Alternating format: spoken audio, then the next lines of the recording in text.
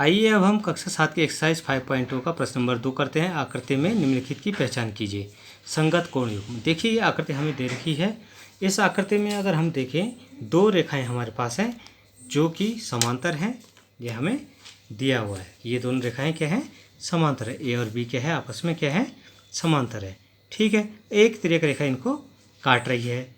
अब संगत जो कोणों के युग्म होंगे क्या क्या होंगे? तो देखिए क्या होता है, समांतर रेखाओं के ऊपर ये कोण देख रहे हैं आप, ये 4 है। समांतर रेखा के ऊपर ये जो कोण है ये 4 है। और ये जो हमारी जो तिर्यक रेखा है जिसे हम प्रच्छेदी रेखा कहते हैं, प्रच्छेदी रेखा या तिर्यक छेदी रेखा के एक तरफ है, तो इनको हम कहेंगे संगत कोण। देखिए 4 और 8।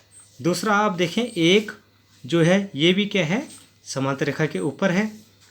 कोण 5 भी समांतर रेखा के ऊपर है। और जो ये प्रच्छेदी रेखा है, तिर्यक छेदी रेखा है, उसके एक और है। ठीक है, तो एक ही और है, तो दूसरा जो कोण होगा कोण 1 और 5 हो जाएगा।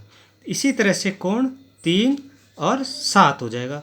ये भी क्या है? तिर्यक रेखा के एक और बन रहे हैं और दोनों ही जो हैं समांतर रेखाओं के नीचे है। ऐसी कोण 2 और 6 है। ये क्या है? तिर्यक रेखा के एक और है और दोनों ही जो है समांतर रेखाओं के नीचे हैं। तो इस तरह से संगत कोण के युग्म हमारे पास हमने प्राप्त कर लिए। अंतः एकांतर कोण क्या हो गए? हमने पहले भी आपको बताया है, जो अंतः एकांतर कोण होते हैं, जो समांतर रेखा को जो प्रतिच्छेदी रेखा काटती है, तिर्यक छेदी रेखा काटती है, उसके अपोजिट साइड बनते हैं। तो देखिए जैसे ये कोण 3 हो गया और ये कोण 5 हो गया, ये क्या हो गए? एकांतर अंतःकोण हो गए। अंतःकोण क्यों? क्योंकि समांतर रेखाओं के मध्य में ये कोण बन रहे हैं। एकांतर कोण जो बन रहे हैं समांतर रेखाओं के मध्य बन रहे हैं। तो ऐसे ही कोण 2 और कोण 8 जो है आपका, ये भी एकांतर अंतःकोण है। ठीक है, अब तिर्यक छेदी रेखा के एक तरफ बने अंतःकोणों के युग्म। तो तिर्यक छेदी के एक तरफ बने अंतःकोण के युग्म जो हैं 3 और 8 हैं। देखिए एक ही तरफ बन रहे हैं।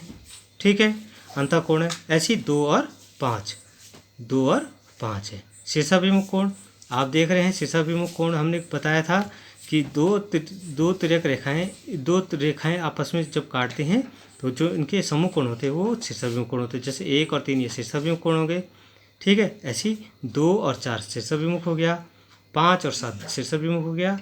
इसी तरह 6 और 8 भी क्या हो गया? शीर्षाभिमुख कोण हो गए। इस तरह से इस आकृति में हम इन कोणों को पहचान कर सकते हैं।